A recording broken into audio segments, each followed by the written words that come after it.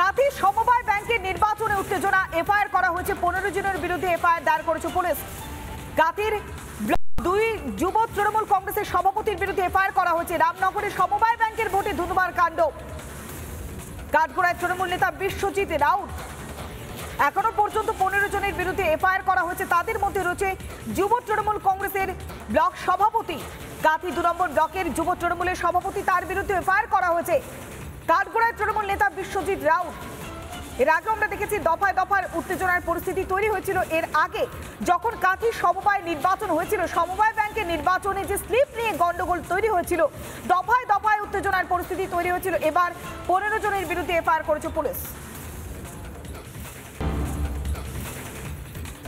Supreme নির্দেশের পর বাতিল হয়েছে চাকরি। 25,752 জনের চাকরি বাতিল হচ্ছে প্রতিবাদে এবার এআইডিএসও।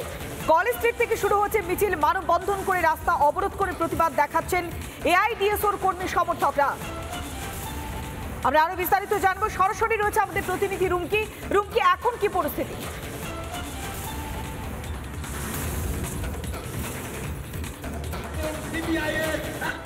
গোপন বোঝাপড়া চলছে। আমরা লক্ষ্য করলাম এই এসএসসির যে চেয়ারম্যান যাকে গ্রেফতার করা হয়েছিল তাকেও ছেড়ে দেওয়া হলো। একের পর এক দুর্নীতিগ্রস্তদের ছেড়ে দেওয়া হচ্ছে, তাদের বিরুদ্ধে কোনো ব্যবস্থা গ্রহণ করা হচ্ছে না।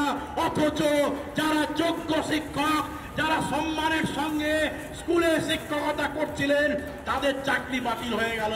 বন্ধুগণ, আপনারা যারা শুনছেন আমাদের বক্তব্য, আপনারা জানেন এর ফলে গোটা পশ্চিম বাংলার সরকারি স্কুল শিক্ষা ভেঙে পড়েছে। দেখা যাচ্ছে প্রধান শিক্ষককে গিয়ে স্কুলের দরজা খুলতে হচ্ছে।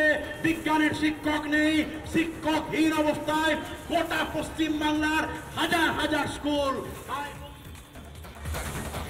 প্রতিবাদ বিক্ষোভ চলছে, এআইডিএসওর প্রতিবাদ। আমরা সরাসরি যাবো, আমাদের প্রতিনিধি রুমকি রয়েছে আমাদের সঙ্গে। রুমকি,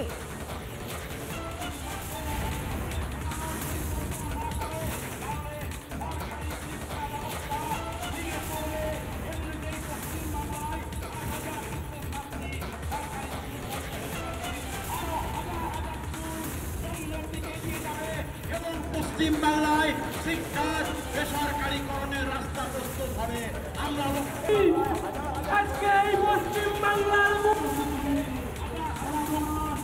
এই মুহূর্তে যে ছবি দেখাচ্ছি, কলেজ স্ট্রিট জংশনে প্রতিবাদ দেখাচ্ছে এআইডিএসওর কর্মী সমর্থকরা। অবিলম্বে যোগ্যদের কাজে বহাল করতে হবে, একই সঙ্গে যারা অযোগ্য তাদেরকে বাতিল করতে হবে।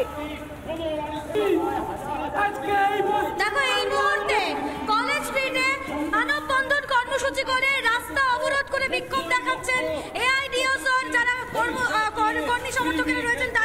তারা বলছেন যোগ্য শিক্ষকদের স্কুলে ফেরাও, দুর্নীতিগ্রস্তদের কঠোর শাস্তি দাও।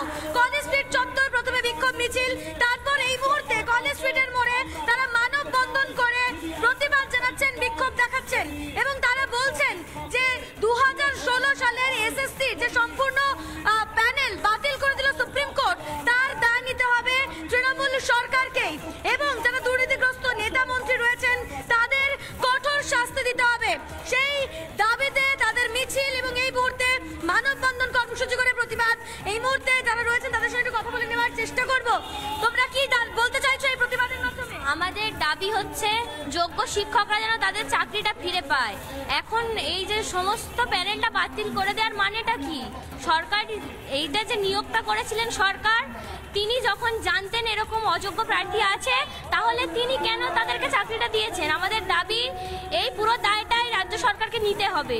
আমাদের পুরো দায়টাই রাজ্য সরকারকে নিতে হবে। আরো যারা রয়েছেন কথা বলে নেওয়ার চেষ্টা করব। মূলত কি দাবিটা আজকের এই মিছিল?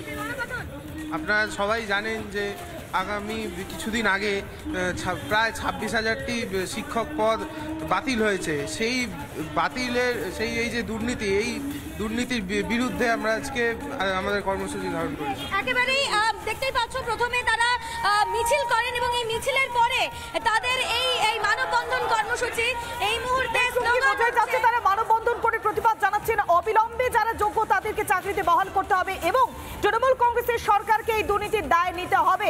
অন্যদিকে মেদিনীপুরে ছবি দেখাচ্ছে, সেখানে মানববন্ধন করে টায়ার জ্বালিয়ে প্রতিবাদ বিক্ষোভ। চাকরি হারাদের একসঙ্গে 25,000-এর বেশি অর্থাৎ 26,000-এর কাছাকাছি শিক্ষকরা চাকরি হারিয়েছে, তারই প্রতিবাদ বিক্ষোভ।